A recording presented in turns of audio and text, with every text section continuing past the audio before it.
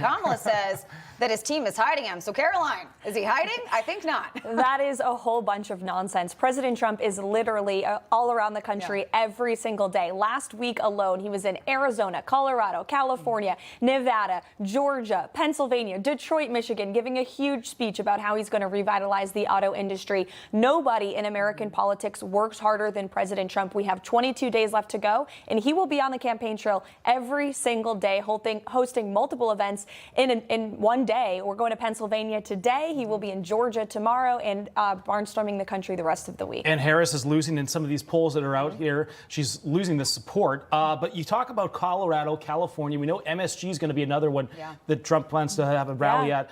These are blue stronghold states, traditionally.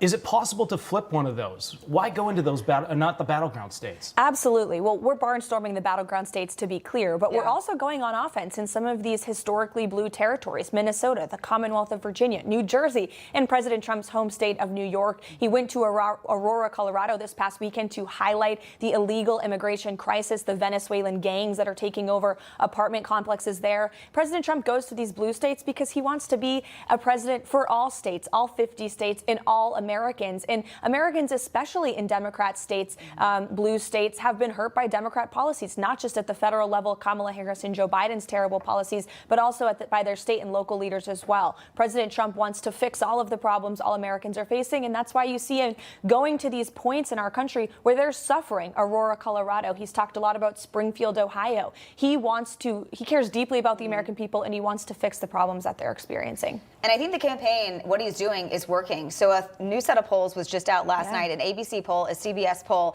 and of course an NBC poll. And that's the one that I want to talk about. This is pretty staggering. So this poll now shows Trump and Harris neck and neck, 48-48. That exact same poll 1 month ago had Harris up by 5. She's losing ground. He's only gaining ground. And this is the time to do it. 22 days to go. That's right. The momentum is on President Trump's side. And Kamala Harris is declining her support with the American people with only 22 days to try to turn it around. And it's because the American people are seeing her for who she is. She's engaged in more media interviews lately. We welcome that because every time she opens her mouth, people realize she is ill-equipped to be the commander-in-chief, the leader of the free world. And they are remembering how much better their lives were under President Trump's policies. We had no inflation, a secure border, peace around the world. Now we have war in the Middle East, war in Ukraine, wide open border. Inflation is still 20% higher. Prices are still 20% higher than they were when President Trump was in office. So you have an incumbent vice president who's been a failure. You have a former president who was a great success. And Americans realize that contrast is on the ballot, and that's why they're leaning in President Trump's direction. You talk how busy Trump has been. He's going to all these different states. But I mean, Vice President Harris now releasing her medical records, trying to prove this point that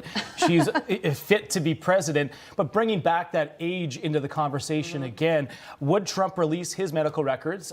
She's challenging him to do so, but also it seems pretty hypocritical given that she knew about President Biden's condition, and seemed to not bring that into the conversation. Do not forget, Kamala Harris was the #1 liar in the country on behalf of Joe Biden's mental acuity. She said he was fit, he was ready to lead the country. The American people finally saw that was not true on the CNN debate stage, where President Trump ultimately delivered the KO to Joe Biden's campaign. And that's why we have Kamala Harris, who hasn't received a single vote, by the way. The American people see President Trump out on the campaign trail every single day. He has more energy than anyone I've ever met. I think, a third of his age, and it's difficult for me to keep up with him. He is a machine. He hardly sleeps. He's outworking his opponent, Kamala Harris, doing more events than her. And I think the American people don't care about his cholesterol level, as we heard from some in the mainstream media. They care about the problems that are plaguing this country, and President Trump is offering real plans to fix them. It seems like they're grasping at straws here. I mean, now she's going after his age and saying that he's not fit. I mean, we see him playing golf. We see that he's able to do that quite well. We see him, as you said, at these rallies. He's standing for hours on end. He's up at these rallies. His energy is up. When you're with him on a day-to-day basis, what are you seeing from him?